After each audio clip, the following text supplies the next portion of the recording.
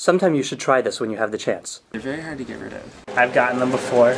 You go around a college campus with a video camera. I was now, the carrier of this dreadful disease. I don't know how to describe the symptoms of it. And you ask people to tell you what they remember. They ceased to exist around the age of 10. It's out of this world. About cooties. Obviously, I went and got my shots right away, so it wasn't a major problem.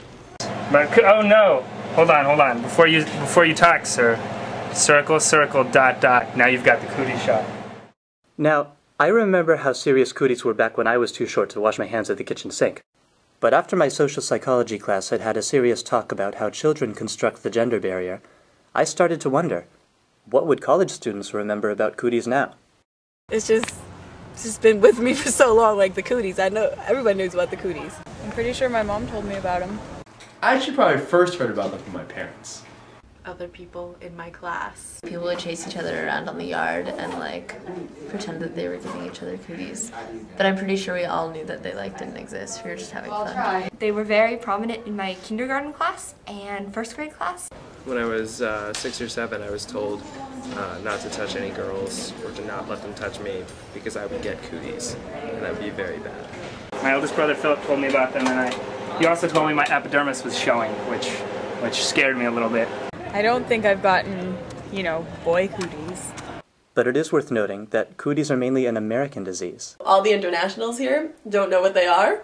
And I've actually referred to them several times and like, ew, you have cooties. And they say, what's that? What's cooties? Do I want it? Do I not want it? So then I asked, well, what are cooties? People stumbled a little on this one, but they're all in agreement that cooties are something dirty and mildly dangerous that you don't want to get. The cooties, it's not something physical. It's kind of this undesirable, easily transferable phenomenon, and you're not exactly sure what a cootie is, but what you do know is that you don't want them. I have a lot of them right on top of me right now. It's like rattlesnake bite, first time you get bit, you're out for two and a half weeks. Because as you can guess, the nature of what cooties are actually isn't that important, and that's left to each person's imagination. What matters more is that you imagine them as something that's going to keep you away from the opposite gender. Well, cooties mainly exist on the playground, when people are running around. I remember that this girl, she wanted to play handball with me, and she asked me if she could play, and I was like, no! I don't want any of your cooties! It was bad. I would be flirting with boys that I liked when I was in first grade. I would say, ooh, you have the cooties, and then it'd give me an excuse to run away from them. But for some people, cooties were more than just this imaginary barrier. I suppose the word had to come from somewhere. Oh, did you know that cooties are actually just head lice? I had lice when I was in elementary school. If a person had a ringworm, I guess it came from playing in the dirt or wherever it came from, we said they had cooties. Well, I've also heard that cooties are an STD. Cooties also have a sexual dimension that I hadn't figured out until I just said something awkward. So if cooties exist mainly as a way to drill the gender barrier into children's brains, people should at least agree on who has them. How can you tell who has cooties? How you can smell it. It was typically guys who talked more about cooties, and girls were just huh? So who specifically has cooties? Girls. Well, when I was younger. They don't now. My second grade teacher, I think, would probably have cooties. This was more threatening to the guys, I think, but she would be like, oh, you guys are doing a bad job, I'm gonna give you a wet, sloppy kiss. I'd say everybody has their own specific type of cootie. All young children have cooties. All of them. It's usually transferred from someone of the opposite gender. For the most part, this was the case. People in the opposite gender have cooties, making sure that you stay away from physical contact with them. However, some people in the opposite gender have more cooties than others do. Usually guys have cooties. The girls. Definitely the boys. It's whatever gender you're not. The boys. Boys. Boys. All boys, but specifically those boys that I had crushes on. Mm-hmm. I thought it was all girls. Because you're a boy. Oh, that makes sense. It's the girls who wear pink socks with little frills on them. Somehow girls they know they have them, and they chase you. The boys that you like might have more cooties than the boys that you don't like. Or the boys you don't like, that you really don't like, have more cooties than the boys you like. It could go either way. So how do cooties get transmitted? Again, if cooties serve the gender barrier, people should be in pretty strong agreement here. However, there was some leeway, some element of uncertainty about how cooties get passed. It's kind of ambiguous, you're not really sure.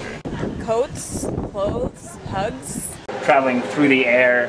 Playing hopscotch.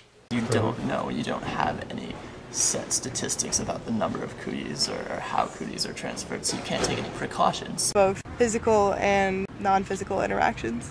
I would say from touching. Definitely touching, usually hand-to-hand contact. Direct contact. Contact, skin contact. Touching. By touching. Uh-oh. Really? If you bump into each other in line or play too close to each other on the playground.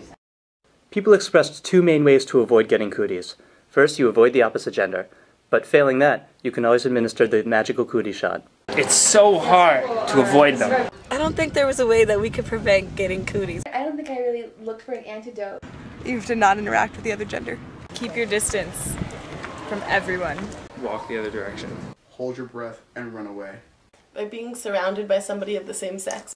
Don't wear anyone else's hat. Don't touch anyone else's head. If they don't leave you alone playing handball, throw mud at them. Or you have to interact and then do some weird thing on your hand that I don't remember. You have to do the cootie shots. Cootie shot, cootie shot. Immediately do the circle, circle, dot, dot. I think that's the only foolproof way. Usually administered by a friend. You draw, I think, 2 circles, and then you do 2 dots. Circle, circle, dot, dot, now I have my cooties shot. Now that the basic questions were out of the way, I got to have a little fun. So I asked, where do cooties come from? People's answers were all over the charts, but divided into 3 main categories. People either didn't know, gave some kind of crazy, fantastic explanation, or gave a sociological analysis. It's kind of like Ebola. No one knows. I mean, nobody knows their origin. Well, I think they originate at birth. The mother cootie ship. I know they had a bunch of monkeys in a lab next to the one in DC. We hope that Cootie will, find the cure for Cootie as soon as possible, and we'll let you guys know about that. Cooties come from the fact that you are a young child. Adults told me as a way of making fun of me being embarrassed to interact with boys. Your understanding of cooties evolves as you age. People construct different ideas about them. And finally, I asked every participant to draw a cootie.